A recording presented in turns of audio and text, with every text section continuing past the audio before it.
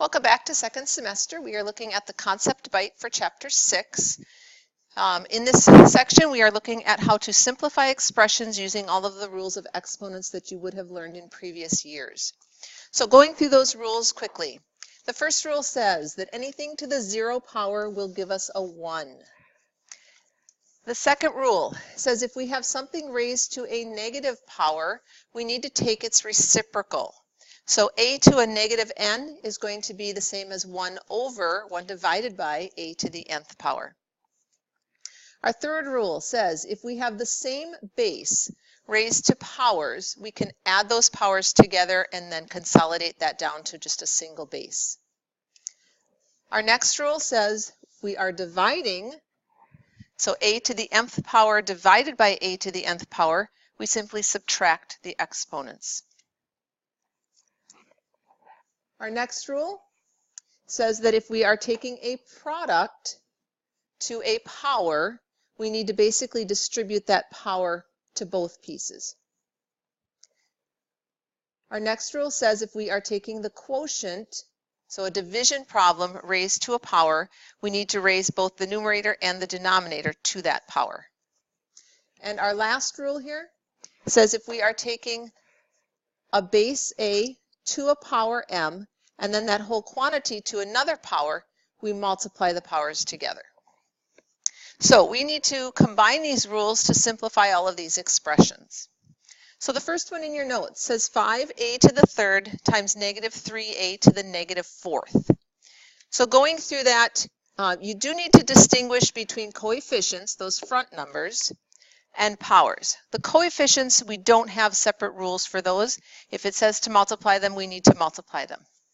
So we have 5 times negative 3 would be negative 15. And then we have two different a's here raised to powers, and our rule says that we can add those powers together. So we would take a to the 3 plus a negative 4, which would be a negative 1. Now one of our rules of simplifying says we cannot leave negative exponents. So following our negative exponent rule up here, we need to take that reciprocal. So this would simplify down to negative 15 divided by a to the first power. And you can put the 1 there, but it's not required. All right, our next example. We are taking negative 4x to the negative third power times y to the positive fifth power, and that whole quantity is now getting squared. So we are going to distribute that square to each piece. So our negative 4 is getting squared, x to the negative 3 is getting squared, and y to the fifth is getting squared. Squaring our negative 4, we don't have a shortcut, we have to square it. Negative 4 times negative 4 is 16. If we look at our x's, we have x to a power raised to another power. And our rule here says that we need to multiply those two together. So this would be x to the negative sixth. And doing the same rule here for our y's, y to the fifth quantity squared would be y to the 10th. And then again, we need to look through and make sure we don't have any negative exponents.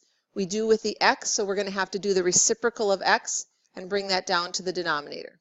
So this would simplify to be 16 y to the 10th divided by x to the 6th. All right, our next example. We have some division here. Notice that there are similar variables both in the numerator and denominator. So we're going to take these in pieces. Our coefficients, we have a 4 and a 1. 4 divided by 1 is simply a 4.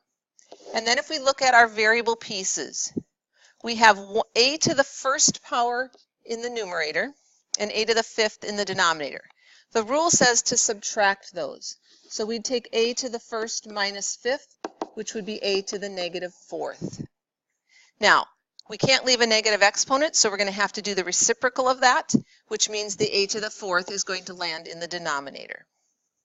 Looking at the b's, we have b to the sixth in the numerator and b to the first in the denominator.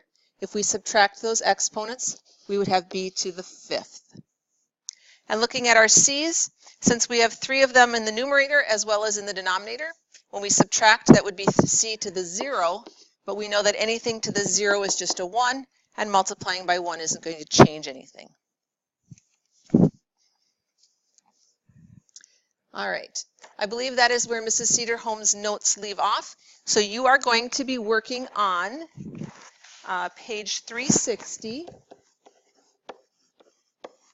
And you are going to do questions 1 through 18. Let's do 1 through 19.